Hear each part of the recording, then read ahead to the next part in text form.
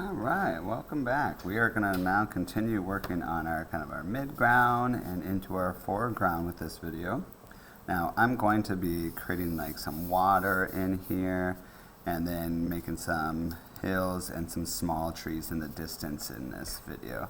And to do so, I'm going to first kind of recreate some of my colors that I have. I want to create a color that's actually going to be lighter than my mountain here for my lake. So then I'll be able to create some slightly darker kind of reflections on it maybe. And then I'm just going to make sure that like my next little hills here are darker than this last mountain color.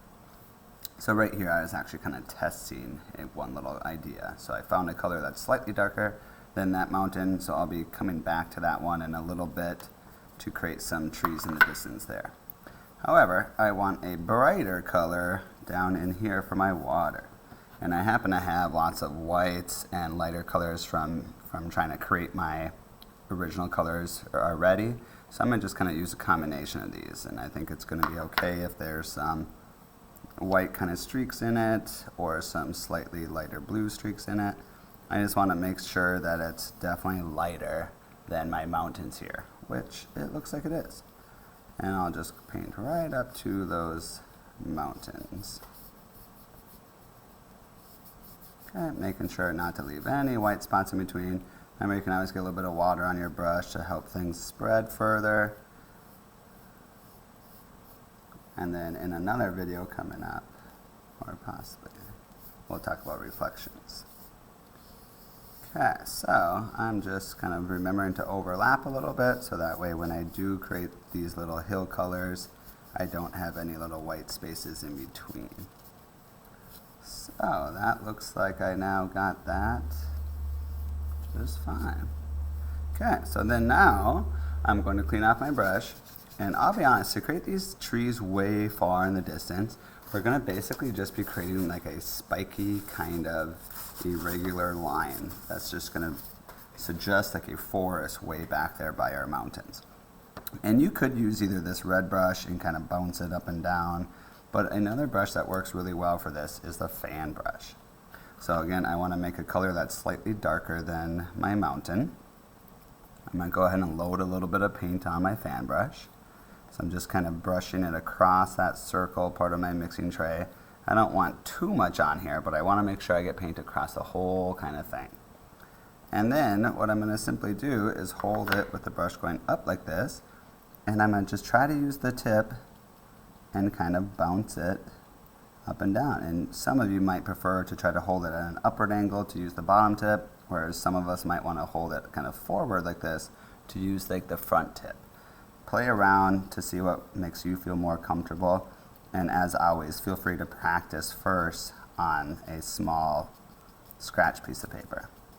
But you can see, especially if I zoom in a little bit here, this is just trying to make it look like it's some spiky pine trees way back there in the distance. Excuse my thumb there. It's good to try to keep it kind of random. You don't want like a perfect line, so I'm trying to have it kind of go down further in some spots, trying to have some little tree things be taller. And you're the artist. This is your world. Pick and choose a few spots, maybe for these far away trees. You can see it goes really fast, and every little detail like this is just going to further create that illusion of space, and it will begin to push back some of our details. Now for reflections, what you can do is you want to make sure that there's not too much paint on your brush, so you can kind of scrape it off. But what I'm going to do is just go right up to where these were, and I'm just going to pull it down just a little bit. Pull it down just a little to create these little kind of wispy lines.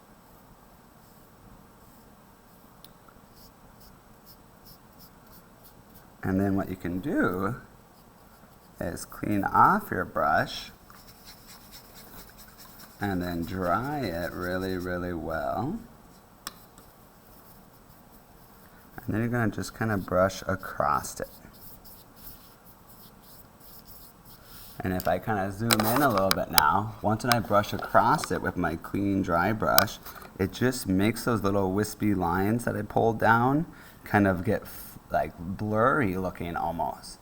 And it will create that illusion of a reflection. And if you really wanted to take your lake or river another step further, is you could try to get a little bit of white on your brush. I'm trying just the fan brush again here. And you can try to just do some lines kind of across the open areas of your water. And that might just make it look like some water shining across the water. So there you go, you can see those little white little lines. So less is more sometimes with these little details. You just gotta go slow and take your time to really try to get a little bit on there at a time so it doesn't get away from you. Now my next step would be to go back to my other brushes, and then I would again create a slightly darker version yet, so just adding a little bit more of that original color. This is what I did with those small trees. I added a little bit more of my bluish green, and now I got this color here to start doing my next little hill areas. So keep on working your way down to that foreground. I'm going to make another video coming up to talk about a different type of tree as well. So have fun and take it one layer at a time.